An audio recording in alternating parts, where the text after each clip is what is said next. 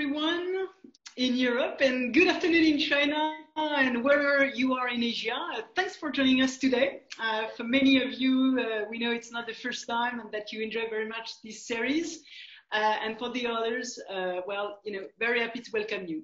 Let me just introduce myself quickly. I'm the founder of China Connect, which is a platform connecting Western marketers with China's digital ecosystem since 2011 in Paris and Shanghai, and helping them make a presence on the Chinese web and connect with the Chinese globally. Just in a few words, what is China Connect Restart Live series? In fact, as APAC becomes the #1 worldwide economic regions in 2020. China was the first hit by the COVID-19 and is the first to start to recover and recover well. So all in all, I felt it was all the more necessary, to share what experts on the ground can tell us of their experiences and plans for the future, which can be actually extremely useful, very inspiring for all of us in the West. But I think it's of very great value as well for people based in APAC, as we see many of you are from there. So why the topic of today? How will brands tackle China's upcoming shopping festivals? It's true that we've spoken of shopping festivals that are also called moment marketing, key commercial moments for many years now. And the Chinese love to take any celebration as an opportunity to shop. And this calendar is always more busy, more intense. So somehow, with the rise also and the acceleration of live streaming, every day somehow is a festival to shop. So now more than ever, it's really time to speed up on your moment marketing strategy to meet really the consumer and your future customers. So just before we start, you can ask a question along the way in the Q&A tab that is just below your screen, and we'll answer them right after we have these discussions together. Let me introduce our three guests today, and ladies first. So let's start with Joy. Joy, we met actually a couple of years ago in Beijing. I remember at GMIC in Beijing, and I'm super happy actually to welcome you today. So Joy spent half her life in China and half her life in the US. She graduated from the MIT. In 2002, she was China Math Olympics gold medalist, and she was also awarded in 2018 by Goldman Sachs among the top 100 most intriguing entrepreneurs. So she's the founder and CEO of Markable, bridging digital content and e-commerce, and no wonder she enjoys retail therapy. So welcome, Joy. Thank you. Jérôme Bachesson is the managing director of Hugo Boss Greater China since 2018. And he's been permanently based in China since 2002, and his expertise lies in luxury retail and branding. Jérôme, welcome. Hi, everyone. Hello. Damon Yeo. Damon is the GM of French skincare brand Filorga in the Greater China region. Since 2015, he has established the brand in China to become a strong emerging brand, and Filorga can now be found at top department stores, e-commerce platforms, and duty-free outlets. Super happy to welcome you as well, Damon. Welcome. Thank you, Laura. Hello, everybody. So we're going to start with you, Jérôme. Sure. Well, retail has dramatically suffered from the crisis that we all go through today. So fashion, actually. So many premium and luxury brands are, it's true, in survival mode, I would say. And e-commerce has kept on growing, and China shows signs and confidence in recovery. So just wanted to go, straight to the point somehow. How did Hugo Boss navigate this period, say back to March, I would say? And what are your top 3 learnings? How does it impact what's next in 5? Are you just reforecasting versus last year? Are you working on more significant changes in terms of, for example, strategy shift?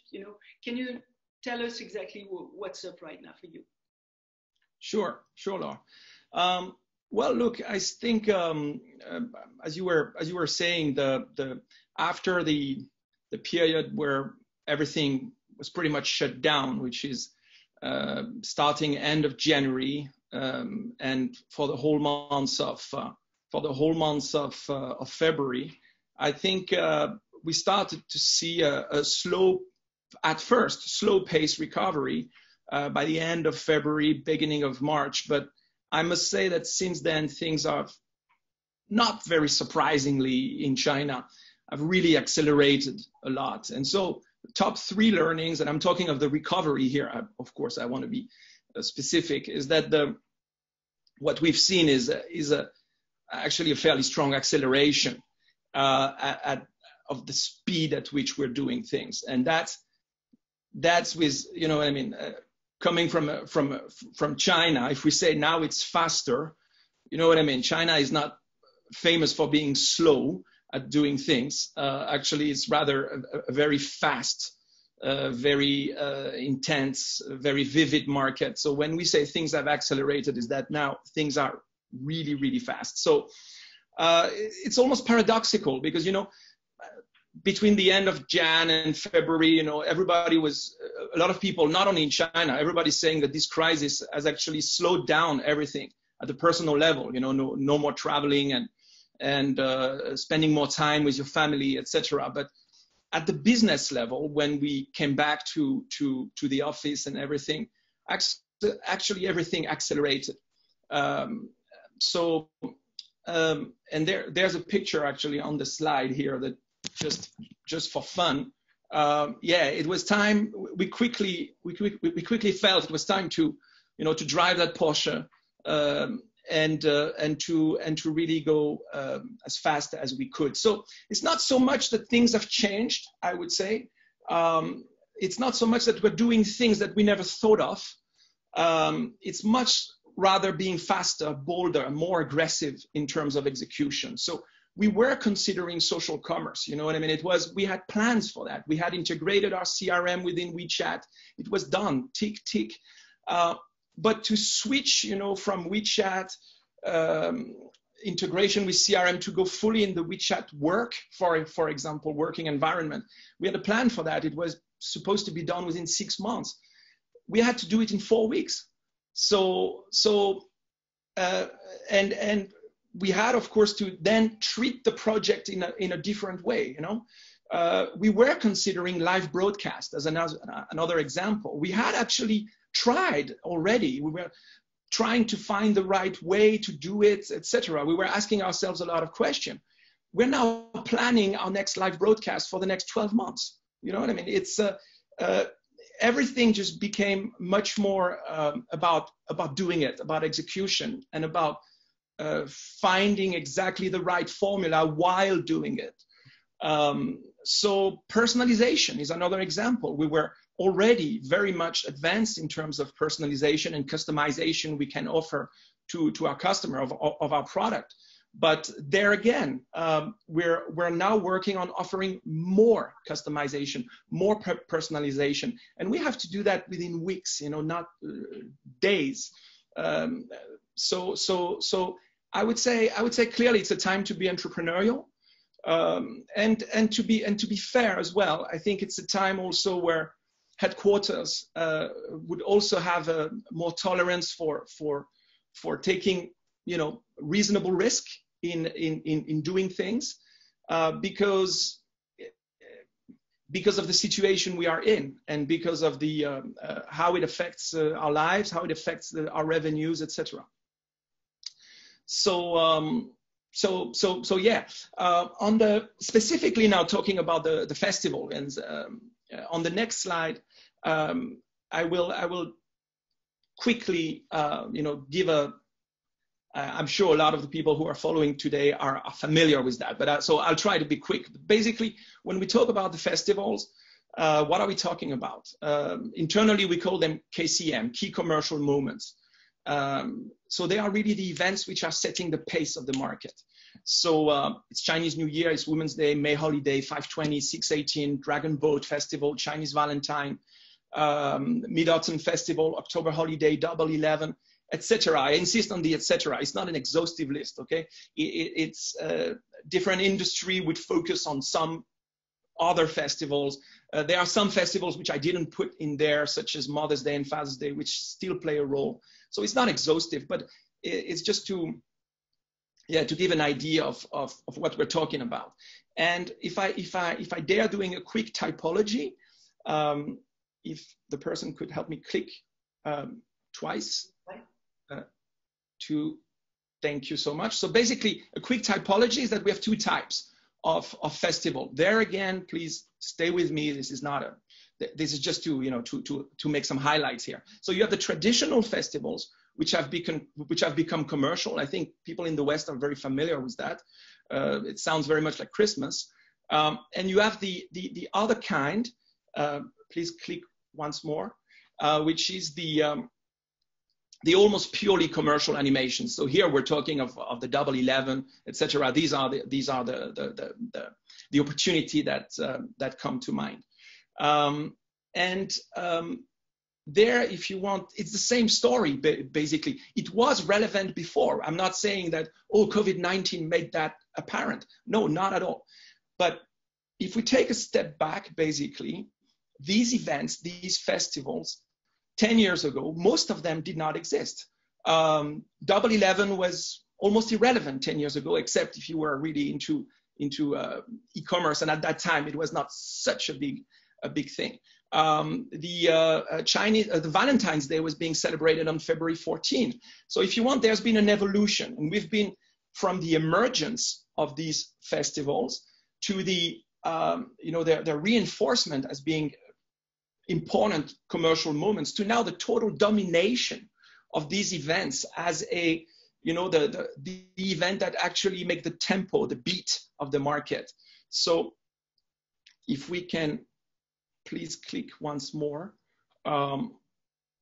Yes, and again. Basically, there again, yeah, we saw an acceleration, basically. And if we go to the next slide, basically, what you see here, and what I'm trying to talk about is the fact that you have these two. You have these two beats, these two rhythms, which are quite different. You have the traditional Western commercial calendar, which in my industry, in luxury fashion, is basically the launch of the new season, a few highlights with Mother's Day, Father's Day, and then going into end of season sales, and then next to the new season, and then Christmas, and then all right. So now that's the Western calendar. I would say a little bit traditional. And then on the other side, you have the Chinese calendar, which is really, really different and gives a different pace to the market. And the question is, how do you basically adapt to this new rhythm, new beat? You know what I'm saying? So basically, I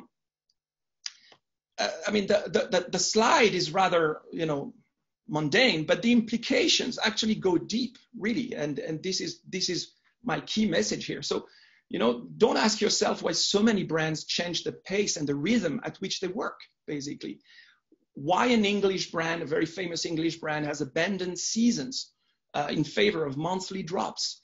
Why a very famous Italian brand has just announced that now they're going seasonless.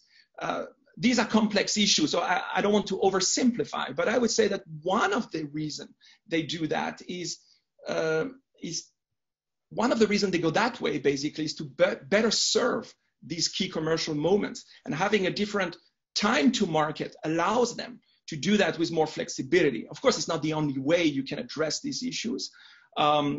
Injecting capsule at different time of the year is also another means to fulfill this need. But basically, yeah, what strikes me is again the acceleration there that we're seeing and the reinforcement of these moments. Great. Well, thanks very much, Jerome.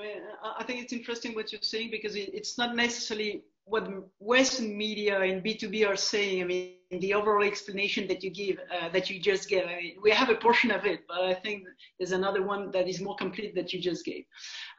Thanks very much. Damon, beauty. Beauty has experienced actually a big jump in e-commerce in China for quite a while, and consumption habits obviously changed and evolved during the COVID. So we know people being stuck at home and all this story about lipstick with the mask and everything. Filorga has built a strong presence online there, which drives most of its revenues. In that sense, you were less impacted than others by the crisis and performed particularly well. And during Women's Day in March, when we shared, almost 2 months later, what's the situation, would you say, for the market, for Filorga? What changes did you notice in terms of values, media consumption, that I think is obviously a key point as well? And if any, do you consider them as temporary or rather something impacting the future of beauty as well? So can you tell us a bit? Sure, I'll be happy to share. Do we have the slides? No. Thank you. All right, so let me just give a quick introduction about the brand. So Filorga, founded in Paris, is the first French laboratory of aesthetics medicine. It was founded in 1978. Back then, it was really just developing aesthetic medicine products, selling through doctors. And then in 2007, we had a breakthrough. We managed to put the ingredients that are used in aesthetics medicine into creams, and then most of the women could use it. So that's a quick introduction of the brand. We came to China in 2015. So like Laura said, we were predominantly on e-commerce. Of course, we have physical distribution, brick and mortar as well, but that kind of evolves a little bit slower than e-commerce. Next slide, please. Yep, so Laura was saying that, the growth of the beauty industry, this is a global perspective, has always been pretty resilient. I think over the last 15 years, they have managed to brave a lot of storms and managed to still have growth, despite whatever happened, economic crisis, stuff like that. It's always been resilient. Next, please. So we have a look about what happened in China for the first quarter. So you can see here that year on year, the growth is -13. So I'm not too sure about the rest of the industries, but I think that's not too bad a result. In fact, for some big groups, I know they were even positive. For us, in the first quarter, because of Women's Day, obviously, and because of e-commerce and our quick shift in terms of reacting to the COVID, with brick and mortar, we also moved into online, selling through WeChat, live broadcasts, so on and so forth. We managed a -2. So I think it was not too bad. Next slide, please.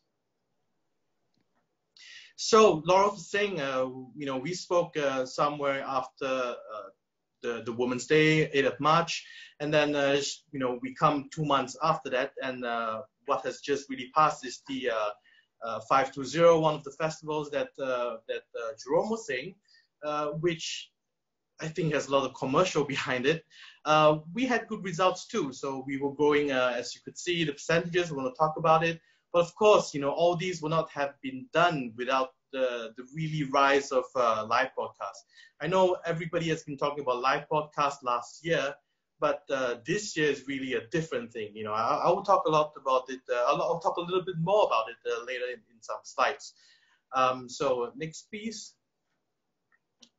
So coming to the main topic, the shifts in terms of values and the media consumption post-COVID.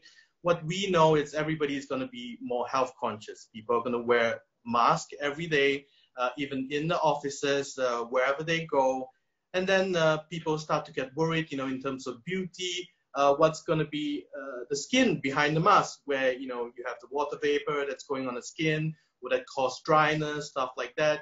So I think this is going to stay pretty long term. Chinese are becoming more health conscious. Even before the COVID, we know that the supplements and that industry has been growing rapidly across border. So we know that the Chinese are getting more health conscious. I think this is going to even stamp it further, make it even more evident that the consciousness of health will be very important. And what we did basically is we focus a lot on ingredients, because Filorga is a very scientific brand. So we talk about our ingredients, how well they do for the health in general, how well they do for your skin, how does it penetrate the skin, so on and so forth. So we think that's going to stay. The next thing is about being quality conscious. As the Chinese consumers were maturing, even before the COVID, quality started to be something that they really look at. I'm sure Jerome shares that as well. So I think, in the medium term, people will start to become even more quality conscious. And in that sense, it works very well for us, Filorga, as well, because we focus a lot on efficacy, on results. In fact, all our creams through clinical trials make sure that they will have 7 days. In 7 days, you will have results before we launch them. So I think that somehow also played on us too. Travel conscious, that's another one. So we all knew that during Labor Day or that period, the government extended the holidays instead of 3 to become 5, so that they could boost a lot more travel. But when I put bracket international, basically means that international at this point in time, as far as we know, we're not seeing any recovery, because during the Labor Day week, people were traveling domestically. So in that sense, because we have travel retail on offshore basis, which is in Hainan Island, it's a special, jurisdiction where we could do duty free, but domestically. That's where we gain a lot. And I think that's going to be short term. So in terms of travel, everybody's going to be a lot more careful, and probably will not, even if they want to, they really want to travel, from a lot of studies I've seen, but they won't be traveling internationally until the fourth quarter. So now we go to media consumption. How does media consumption change? Last year was about short videos, and short videos is obviously here to stay because of the fragmentation of time, because of the time they have on the tube, on the bus, while walking in the lift, so on and so forth. Short videos are here to stay. But what really came up during this period of time is obviously news, where everybody was interested to know what's happening with the COVID, the development, whether there's going to be a vaccine, what's happening in the world. News really came up. We think that's going to be short term. Stream media, so like iQIYI, which is like the Netflix or kind of like the Netflix of or YouTube of the Western world. This has also came up a lot. Obviously, everybody was stuck at home. Everybody who did not subscribe started to subscribe. We saw a huge growth there. That's where we do a lot of media implementations too, because Filorga is very much digital, like I said. So we used that quite a bit, and it was a bit to our advantage. What we really did not expect is TV. When I say TV, it's really traditional TV. So free-to-air kind of TV that really grew. I think that's maybe more on a short term, because people were at home, first of all. They were looking at the local news, to ensure that they're up to date with whether can I go out today, tomorrow, or whether I will be quarantined if I need to go somewhere out of the city that I'm in. So I think that's how the media consumption has changed a lot. So I think in at least the next 2 quarters, this will be important for marketers to know and to put their money at the right place. Next slide. I'm done. Okay, great. Thanks very much. Thanks, Damon. Very, very interesting and concise, definitely. Joy. We spoke about cosmetics, we spoke about fashion with Jerome. Definitely it has started to recover. Of course, not equally depending on brands, and e-commerce is really growing exponentially.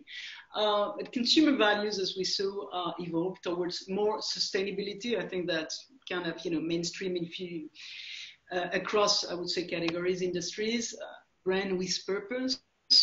So before we dig into our topic, I would like to ask you, as a tech company, working with fashion brands, how does Markable, answer these evolving market demands in terms of, this attitude, those change and shift in terms of values and, shopping behaviors as a tech company?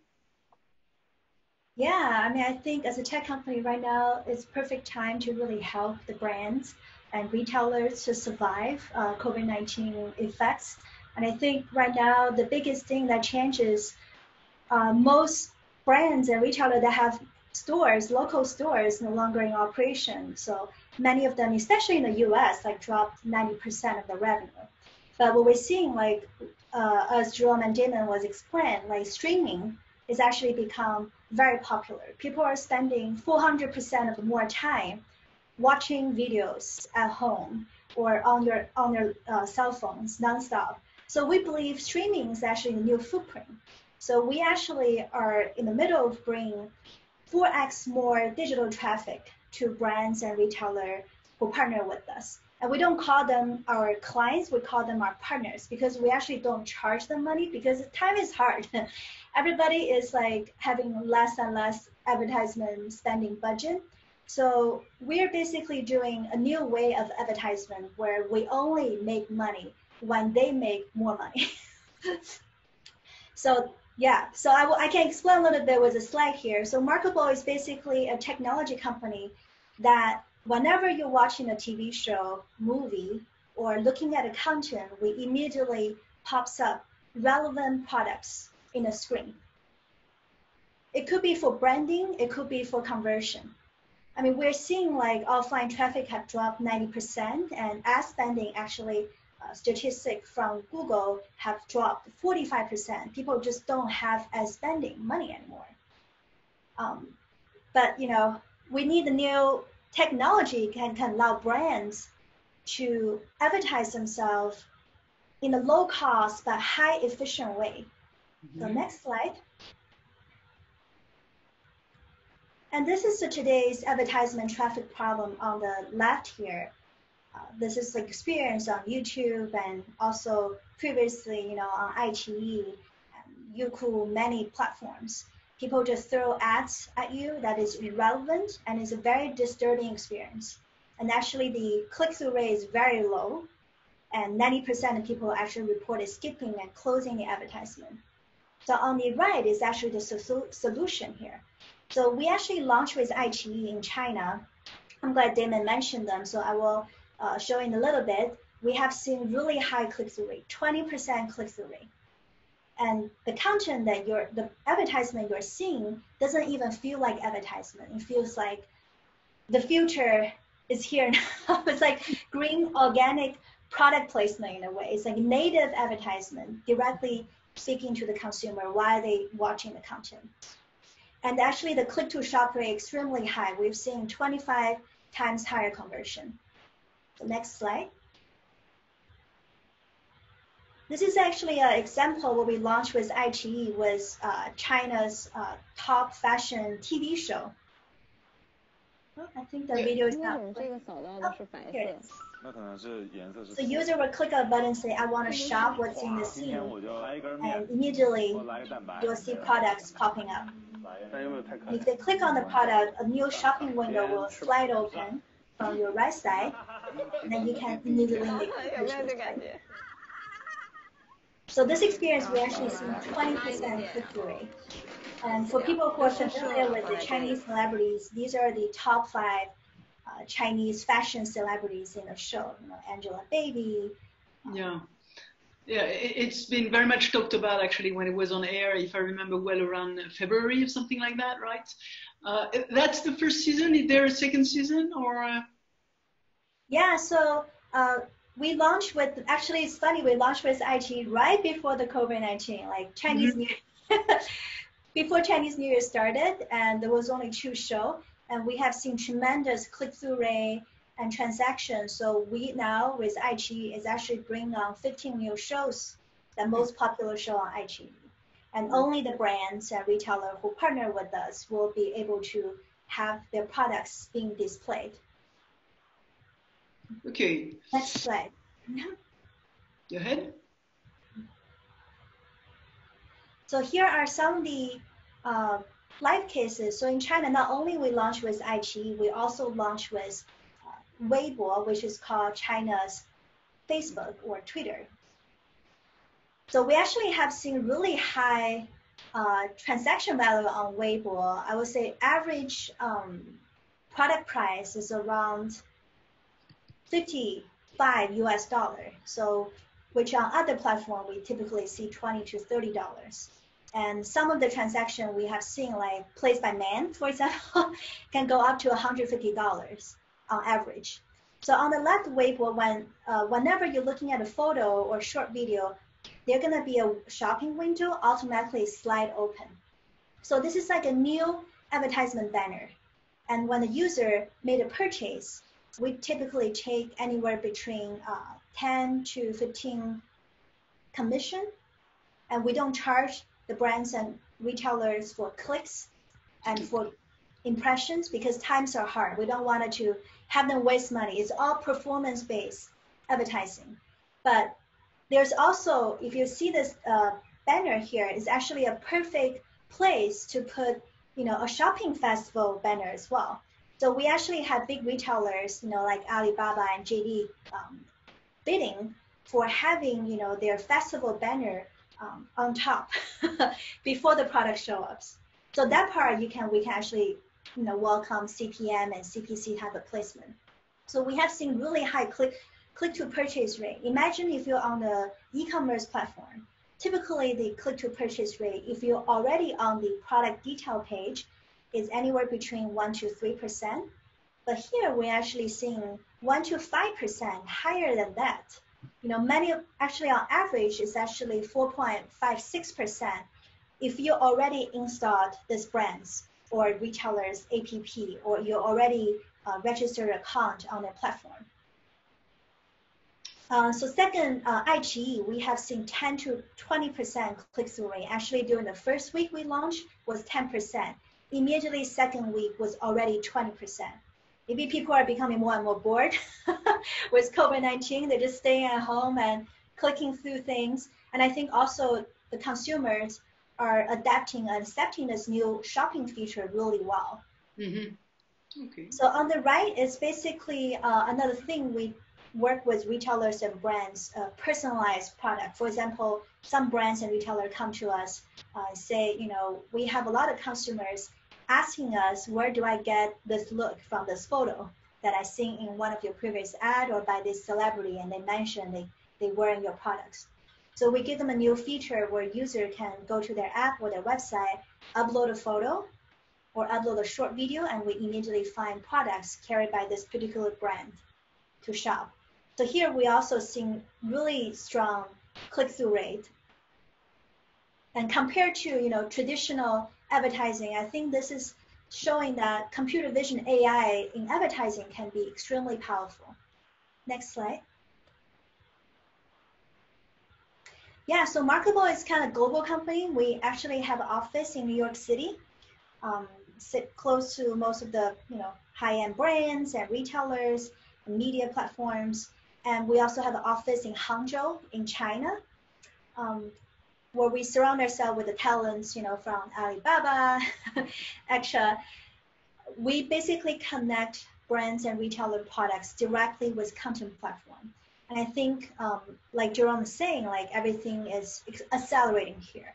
Especially, I would say, starting from May, we have a lot of brands come to us and say they lost 80 and 90% of their store revenue, and what can they do on digitally? Mm-hmm. So we actually help them to increase their digital revenue about 4x through driving this new foot traffic, which streaming traffic to them.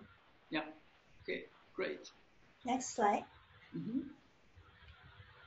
So, so exactly how much revenue this technology can actually bring. So here's an example. We're basically sitting in the middle between content platform and brands and retailers. And for content platform to adopt this technology, I'm using Pinterest example. So Pinterest actually have this type of feature for 3 years now. It's nothing new to them. On Pinterest, if you click on a button and say, I want to search what's in this photo or video, immediately pops up a shopping window and show them where to buy it from. And it's a great advertisement banner over there. So with this kind of engagement rate and our own transaction data and click-through rate, for a content platform to have 300 million monthly average user, we can actually bring 300 million new revenue to them. But what does that mean for a brand and retailer? That's actually 3 billion new GMVs to brand and retailers. Next slide. Well, I think that's it for me. For the question. That's it for this part. Actually, we're gonna move to another question, and then we will be back precisely for the festival. Thanks very much. I think we will meet again in 6 months Absolutely, Joy. Thanks very much for this presentation. I just before going back to Damon, a quick reminder to all of you: do not hesitate. Honestly, I mean, to take the opportunity to ask questions to our super panelists. So you have these Q&A type. Prepare them, and we'll answer at the end. Okay. Thanks very much, Damon. Yes. Moments marketing, as we've seen, often defined this Chinese mini celebration calendar driving major sales. So in 2 weeks' time, and the 6/18 festival, and then Children's Day, Chinese Valentine's Day, as we've seen. What are the key steps to best prepare for this next shopping festival, whatever it is actually? What would you consider? We've seen how much timing is becoming ever shorter, speed is all the more mandatory, and somehow every day is a festival, but still, what would be the 3 key steps for you? Yeah, so like you said, actually the 6/18 has officially started for most of the platforms. So we are already in the race. So the first 2 days for us was not too bad.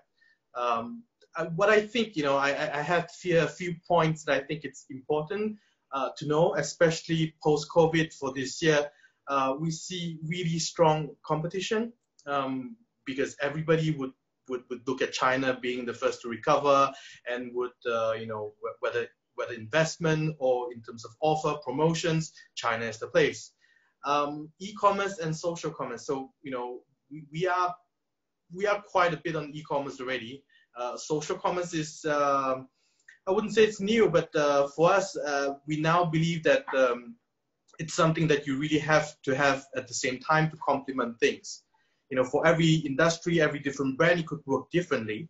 But social commerce is something interesting that everybody should try to look at, and we have done so too as well. And the next one, which is data. I'm sure data has been something that everybody has been talking about, but now is the time where you really need to put into more meticulous use to make sure that with the tough times, limited investments, how are you really going to put these data into use? So I think it's a must-have.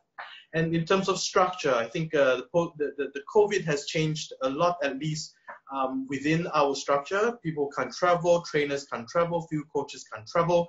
We have to make some shifts. How do we make them go more live broadcasts? Even for training, we do it live broadcasts. So I move on to the next slide to go into each detail of these 4. So like I said, China. That's where everybody is going to now, clearly, at least for this period of time, or until the Chinese can start to travel. It's definitely going to be China. There's going to be strong offers from all brands. We've really seen that in the first few days for the 618 promotion. Everybody's being really tough, taking a lot of initiatives, doing a lot of promotions where maybe last year they were not, at the same time, they were not doing that kind of deep promotions. There will be strong investments, given even a tough time, a tough budget.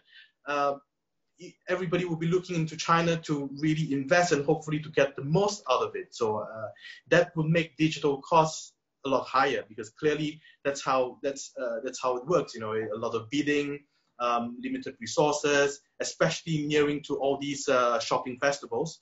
There will be these competition will drive the cost high. So everybody has to be ready for that.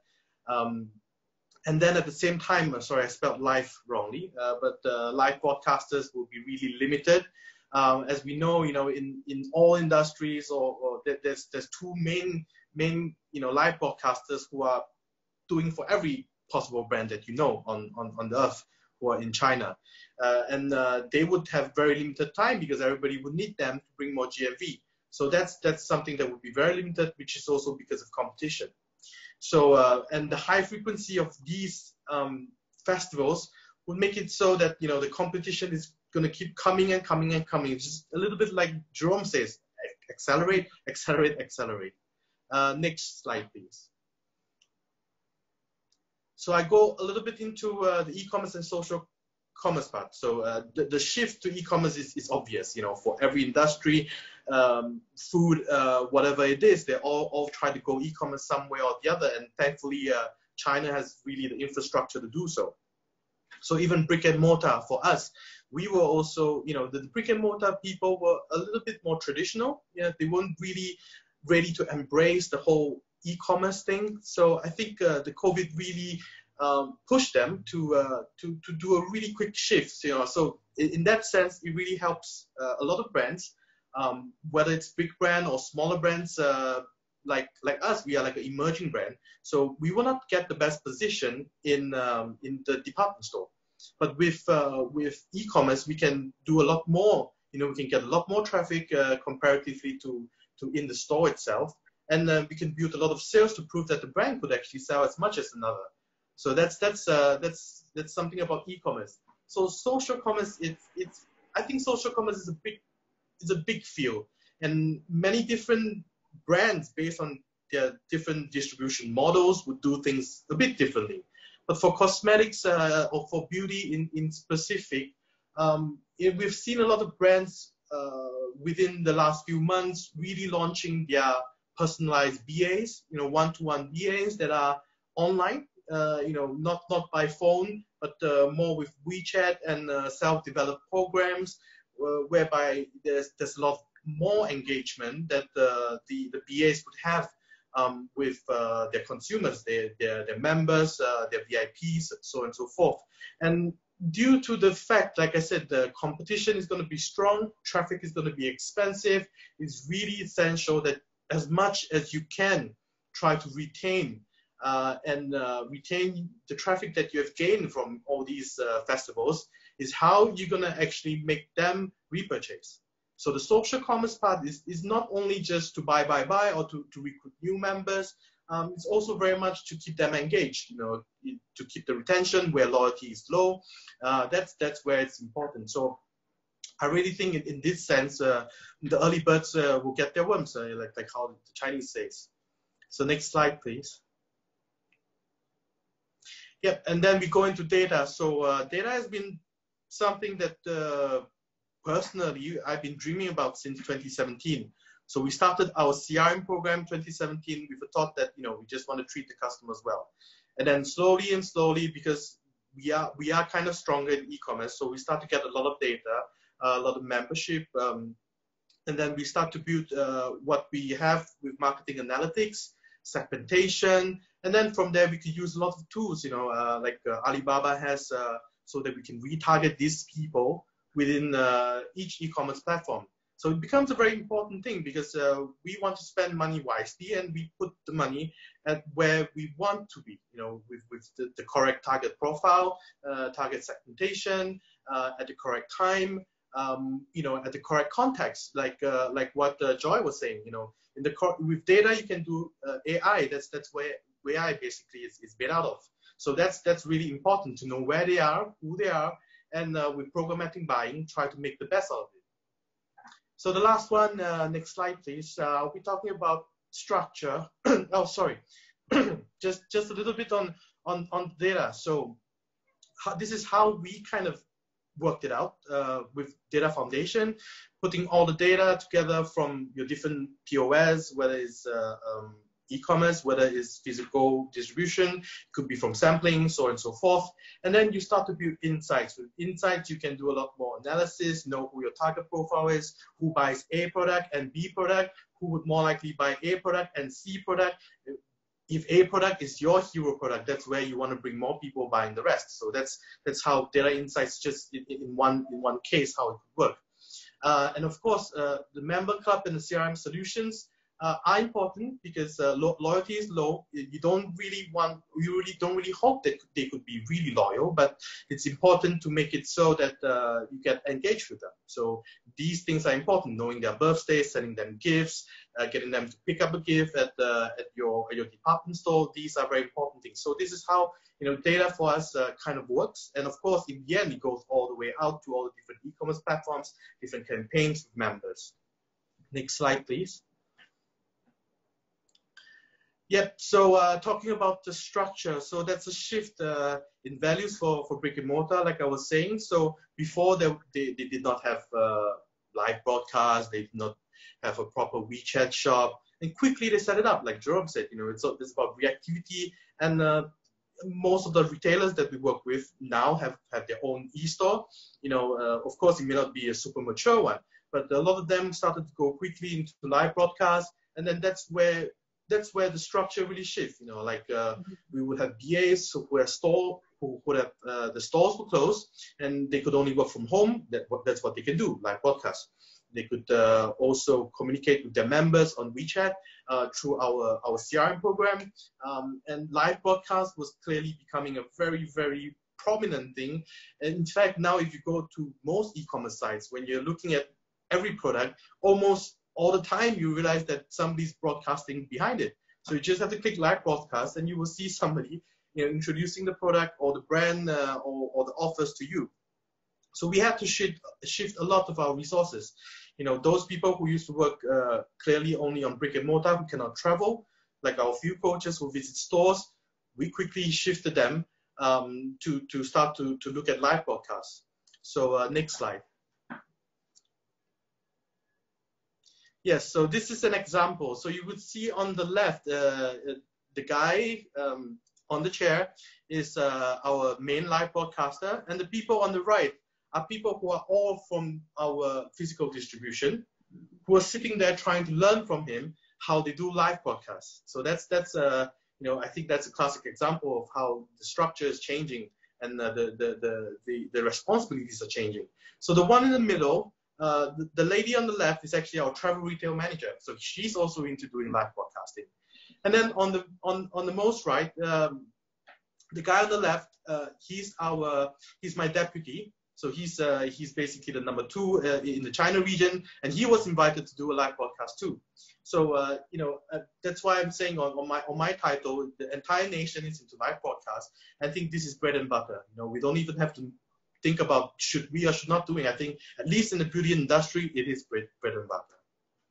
So with that, I conclude. I think to prepare, next slide please. Yeah, to conclude, I think for the next shopping festivals, you really have to be all in. This year is going to be a tough year. If you really want to get back to where you were in the last budget, like what we are trying to do, is really to be all focused and be as precise as you can for marketers.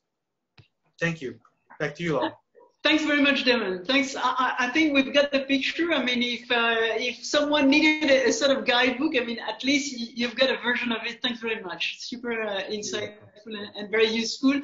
And I just want to take this opportunity, last week we had this session precisely, which was dealing with the impact of COVID on the live streaming, how much it was, live streaming commerce and beyond commerce was impacted by COVID. And for sure, we have, again, those answers, but I encourage you to have a look at the replay if you want. It's available on our YouTube channel. Jérôme, there's a common sentence that says that in every crisis there's an opportunity. So I'm going to ask you, which one is the one that Hugo Boss is going to grab? Actually, what is going to be critical to succeed in this period of uncertainty? Sure. Basically, I think you picked your word right. Which opportunity should we focus on? Because with the crisis as it unfolded and all the changes that happened in terms of behavior, consumer behavior, and how the company's brand reacted to that, I think it's quite clear that basically every technology that we were using before COVID-19, and however geeky it was, however niche it was, it's being reassessed basically, right? So all this technology that only really a fraction of people were using, now you see that it's becoming bigger, or if not mainstream. So it's really about picking the stuff that will make a difference for us. It's almost like there's too much opportunities, but we really need to be very focused. So to answer very directly, and it's quite funny because my answer will go quite in the direction of what Damon just said. So you see that across different sector, it seems that there are really fundamentals that are it seems are the same.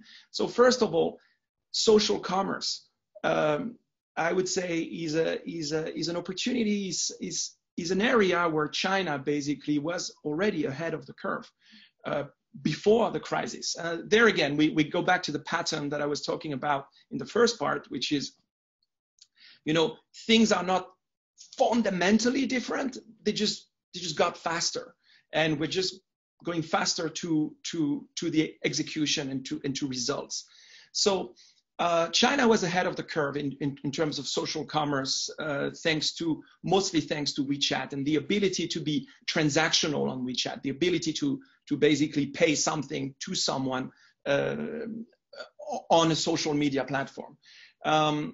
But I would say now, of course, it's even more. And now you have the development of WeChat Work, which I would say for many, many companies probably would solve a lot of the compliance issue. Would address a lot of the compliance issue that a lot of company could potentially have with the platform. And so you have something there, you have a value, which I define as the opportunity to surround, the transaction that a customer makes with a brand, to surround this transaction with real interactions, with a real human being that and that you probably met before. That opportunity is, it started already, but I think it's still largely untapped, basically. And I believe that this is one of the shifts that we are seeing, and this is one of the things that will stay. I think Western world is coming to that already, but I think this is, but in the Western world, I think it's more, it's not there yet. It's not fully functional yet. It's not fully. It's not a consumer behavior basically behind that, whereas in China definitely it's absolutely there. And so a little bit, taking a little bit from all presentation, the ability to indeed use more video, because live broadcast is one side of it. I think that the expansion of video as a content in general is the topic. And live broadcast is part of that, is a big part of that. But you almost have the live broadcast, which is the DIY friendly chat, with the customer to have a very personable relationship with them, and establish that. And down the road, yes, make some business, make some transaction, of course. But you also have and all platforms, all Alibaba platforms definitely are going in that direction of injecting more video content, where definitely the technology that that Joy's company is pushing forward will definitely be part of that. It seems so. Basically, yeah, the social commerce for me, the number one opportunity that is there to stay, and where brands should make a move now if they are not already doing that in China, but most of them are doing that already, I would say. And then, but also for brands who are operating outside of China, I think probably as one of the next thing that is coming just around the corner, that definitely you can look at. Second opportunity, which is on my next slide, and you will see again, I'll be repeating a little bit what Damon is saying. Contrary to what you read on this slide, let me explain. I'm going to talk about data basically here.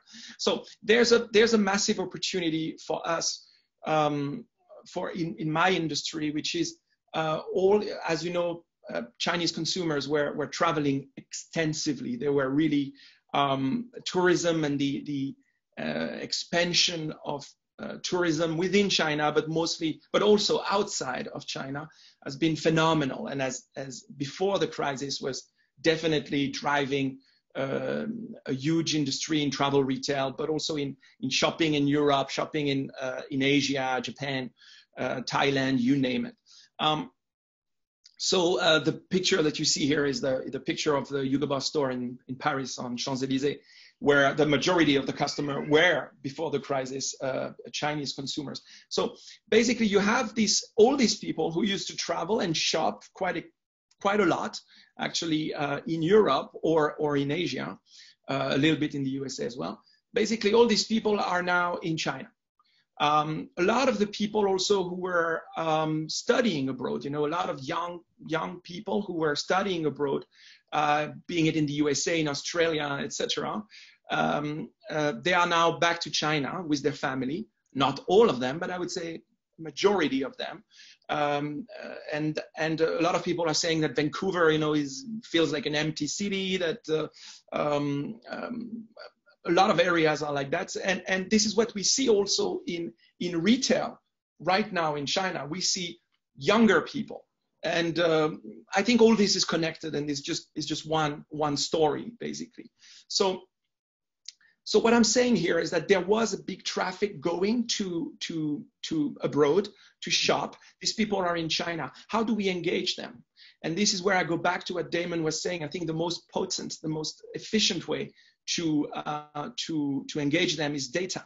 And you have, regardless actually which one of the giants you're going to work with on that, being it Tencent or Alibaba, they have the data and the analytical tools to really help you segment enough and find these people who were traveling and shopping and maybe not shopping in China for various reasons, and how to reach out to them, how to be precise and targeted enough in your advertising to reach out to these people.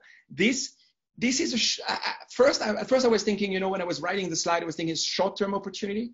I'm not even sure. It could be a mid-term opportunity, actually. And if you recruit these people in China, well, then you know what I'm saying.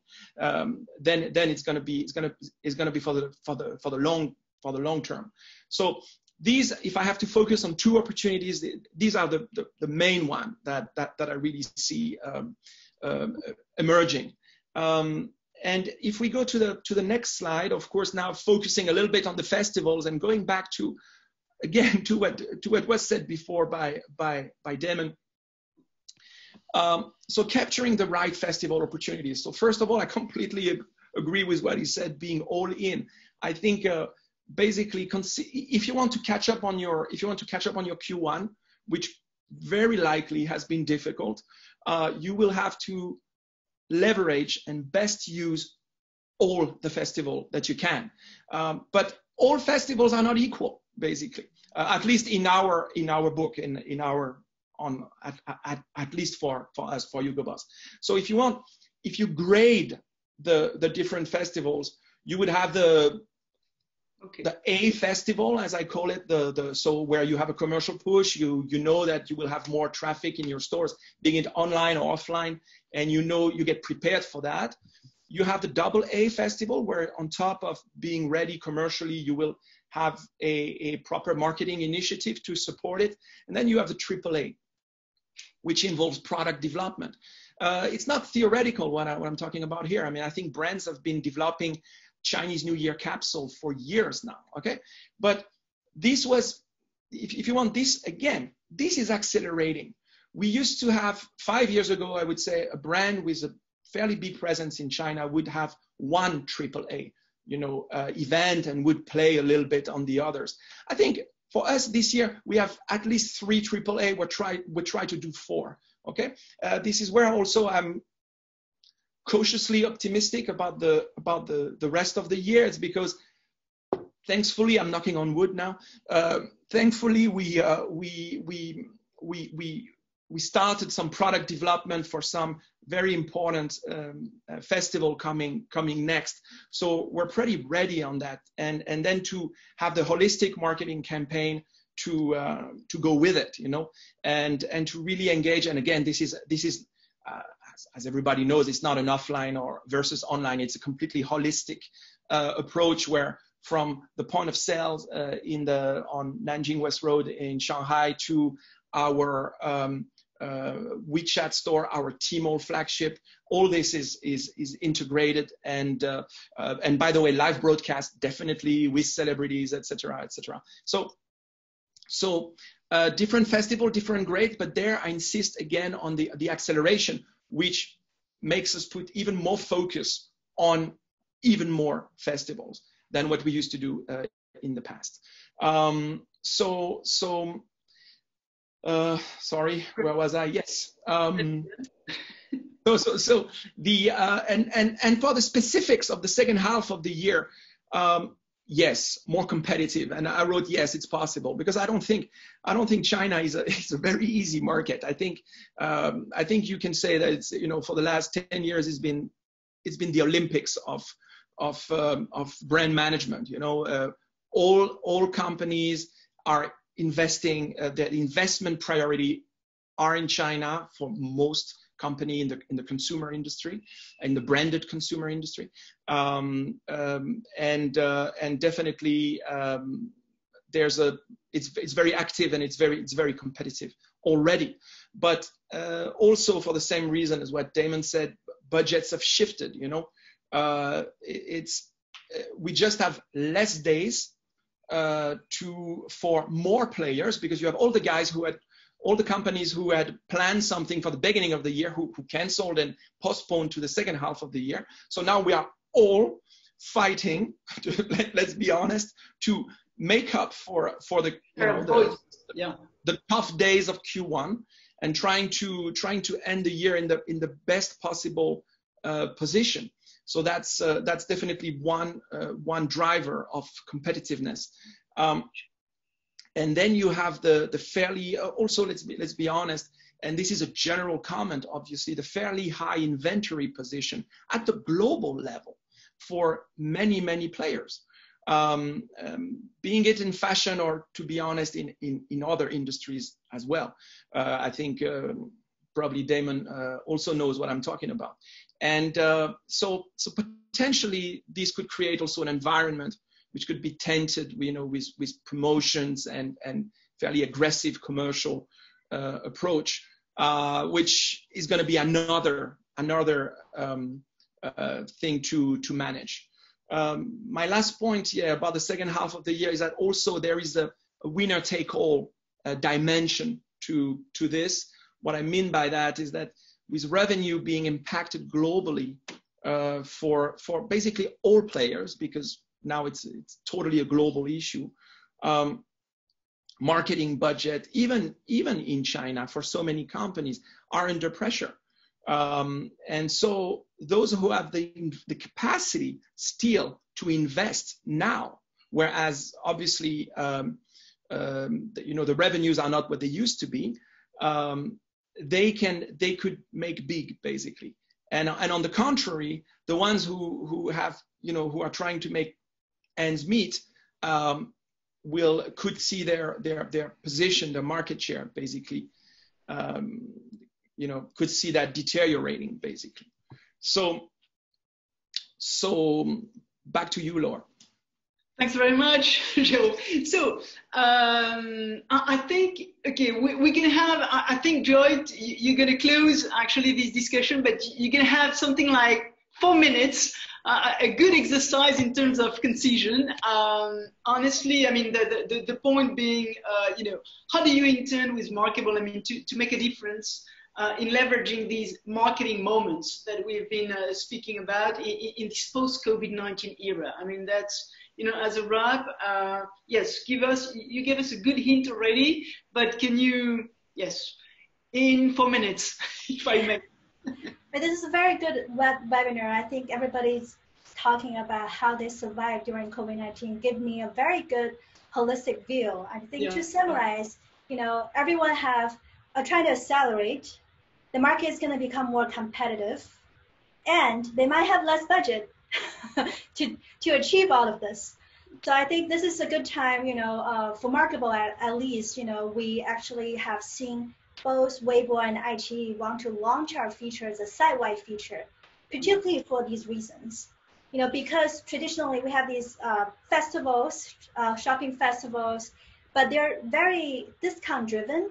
So it's actually hard for brands and retailers because you have to carry out really good discounts and to get enough attention, which can end up a bad thing for some of the brands. But what we do is we're not discount-driven. What Markable can do is help brands to find these mini festivals on the internet world. For example, whenever your favorite new drama episode is aired, a new movie is aired, or a new blog by your favorite blogger is released. So all these are small, celebratable mini festivals online. And because the opportunity becomes so scarce and more competitive, and that's why iQIYI really wanted to work with us together with Weibo. Because as example, on a long video, typically they have about 5 maximum to 10 advertisement spots, and each one of them will interrupt the consumer. But now, with the technology, we can actually explore hundreds of, even into thousands of new advertisement spots. So there's more supplies for everyone. Then the competition might not be to be too intense. So everybody have opportunities to shine at the right moment, speaking to the right consumers. Next slide. So this experience that we call the watch and shop experience. So here you can actually put the brand name over there to some high-end content. For example, Sex and the City was a high-end fashion TV show back in the days, and you can actually complete the purchase directly on the platform or being directed to brands Tmall store or JD store, flagship stores. The next one is another experience. So we offer all these varieties for all different kinds of brands and retailers to target different type of people. So this one is even more targeted. It requires user to pause the video, to engage with the video, and then product shows up. And we can specifically say that at this moment, we only show one brand versus another brand. So we can customize it as much as we want. And next slide. This is the short video experience. So I completely agree with Damon how live streaming is, very important, and also Jerome, like all forms of video is important nowadays. So short video, we actually seeing a 3 times more conversion than photo. Live stream typically have higher conversion, but the cost of production for live stream is higher. So what Marketable can do is like to lower the cost of production for advertisement. So brands and retailers don't need to pay, a high endorsement budget to celebrities or to top KOLs, key influencers. And here they can just give us a database and tell us exactly what banner they want to show to what kind of consumers. We will use AI to strategically place these advertisements to the right content at the right time. Next slide. So this is what we did with Weibo. It's live and is evolving into a site-wide feature at the moment. So when user opening up a photo, the product will pop up.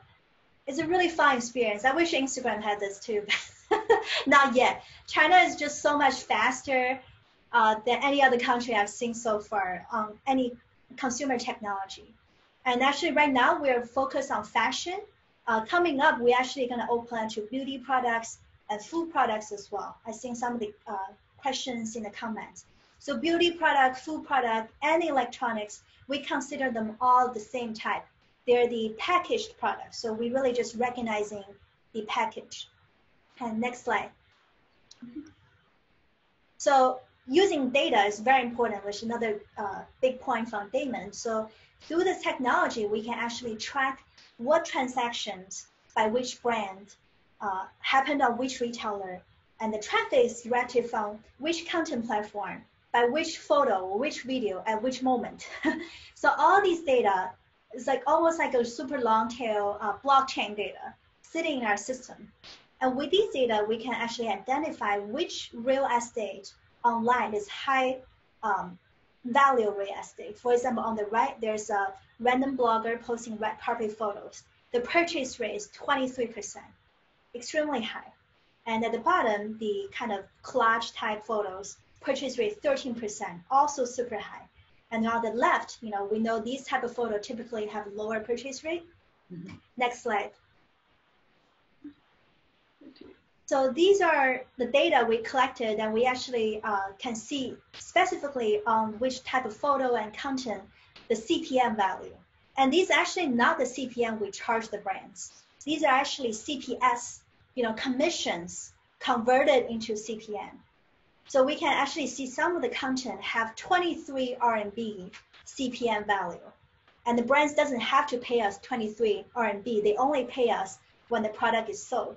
So it's extremely good value for brands. They don't have to worry about their digital spending budget and simply give us their inventory and we'll place them online strategically.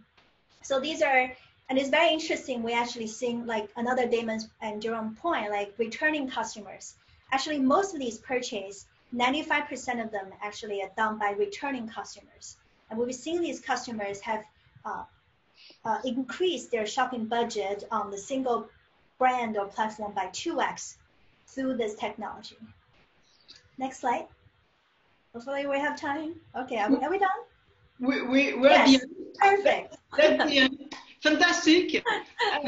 Well, that's a wrap. And I want to thank all of you. I mean, Joy, Jerome, and Damon, really for being so generous of, in terms of knowledge and really, everything you're convinced of, and you really share the interesting guidelines and yes, and tools and tricks, and thanks very much.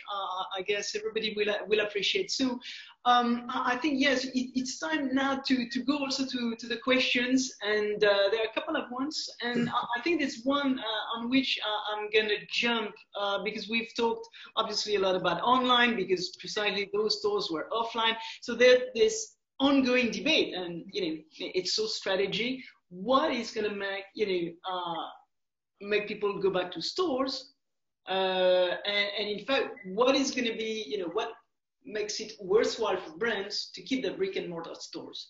I think it's definitely crucial for China in terms of questions.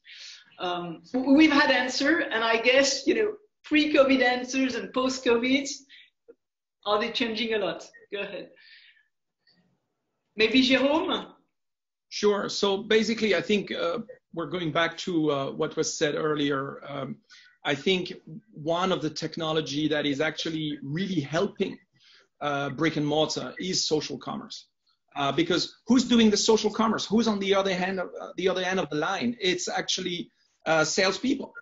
Salespeople who are on the floor, and you're keeping the connection with your best customer using the social media tool, which in China is mostly WeChat.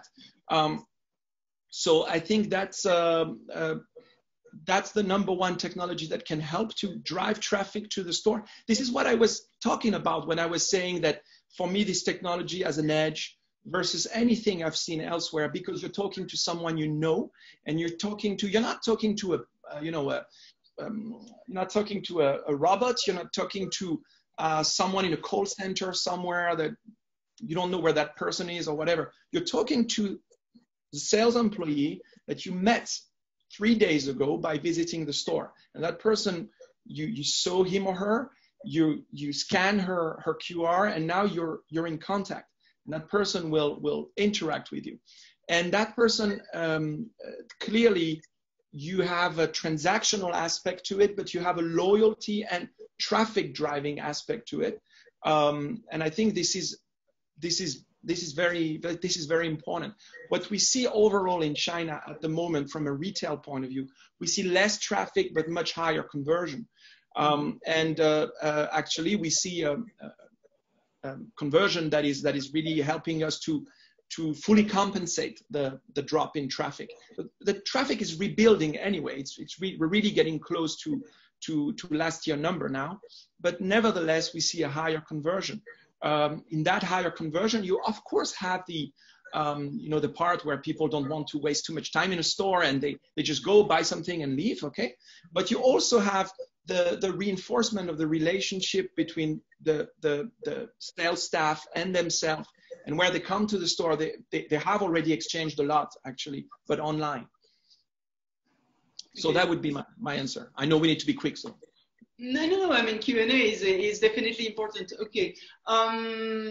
When you say actually you see this higher conversion rate, do you see on both channels, which is e-commerce and offline, as the global cake is expanding and is growing? I was talking specifically of offline when I was talking about that.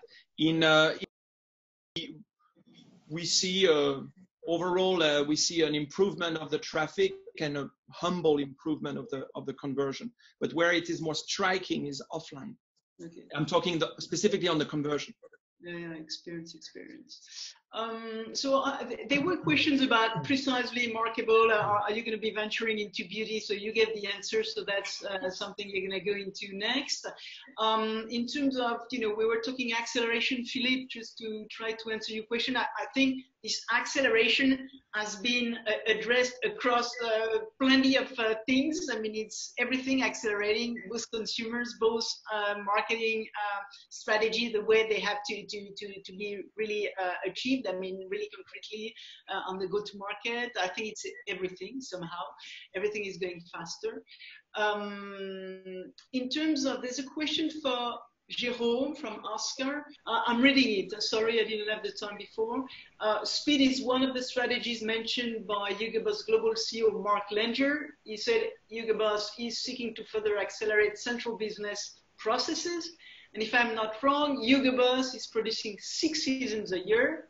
During COVID-19, some great fashion designers like Armani have asked the industry to use these crises as an opportunity to slow down and realign. We have latest announcement for Gucci for that. Chinese consumer is shifting attitudes on eco-friendliness and sustainability. How is Hugo Boss responding to this new consumer sentiment? I don't know if Oscar is German. Go ahead. Well, I would say that first of all, the production, the product that we decide to manufacture in order to sell them to our customers. Of course, this is based on our perception of how of the sales that we're going to generate.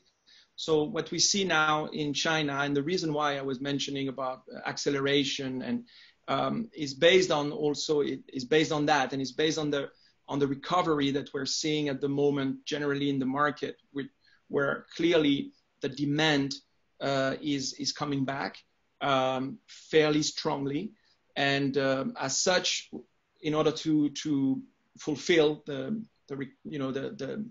needs of our customer, that's why basically I was saying we need to accelerate, and I think what other brands, what Oscar was referring to is.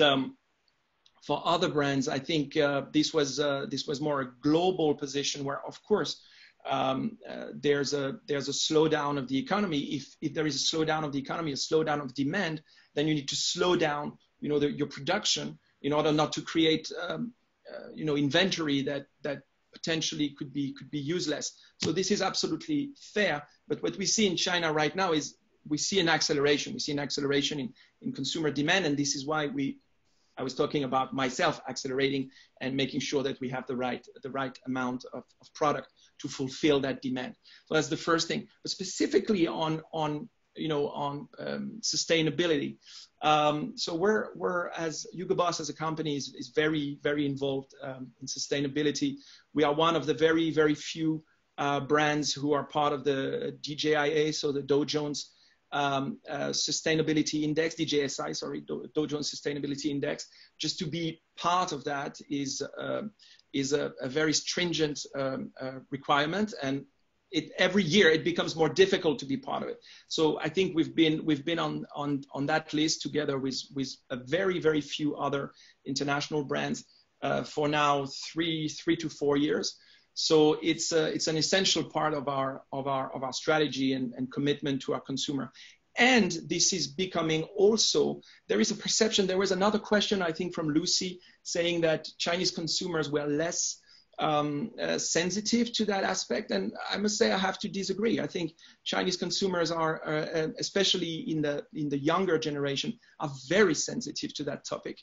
I think for many reasons, one of them being that China has a fairly high level of pollution. It's not everywhere, not all the time, obviously. I don't want to caricature, but let's say in big cities, pollution is a fact of life. So people experience it directly.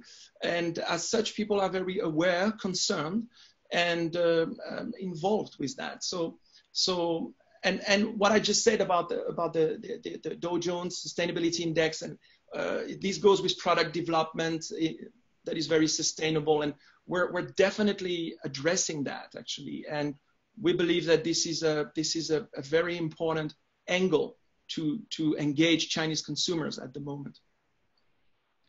Well, thanks very much. I think indeed Lucy both asked the question, but she also referred precisely to this Dow Jones Index sustainability that you referred to. So, well, I think that that's it for the questions. I want to thank everybody again. Thank you. Well, actually, I think we've been way beyond, and that means, everybody was very much interested. So I just want to say that we'll send you right away a little survey that we would appreciate very much. All of you who attended to fill. It just take not even a minute, but it's always very useful to prepare for the next ones. You'll have all those replay, as I mentioned, later this afternoon or tonight, depending on where you are. And we just want to say that we're going to meet you in 2 weeks, not 1 week, not the 3rd of June, but the 10th of June. And we'll be back with topics on tourism. So closer to the summer, closer to the holiday season, depending on how far we'll be able to go, but where the Chinese are going, and definitely domestically is probably the destination with APAC. So we'll let you know a little bit more in the meantime, so you can follow us on WeChat as well to get more news in Chinese, and of course, follow the newsletters.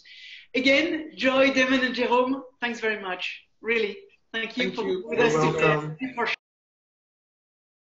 Who were with us today. Thank you. Bye. Thank you, everyone. Yeah. Bye. Bye.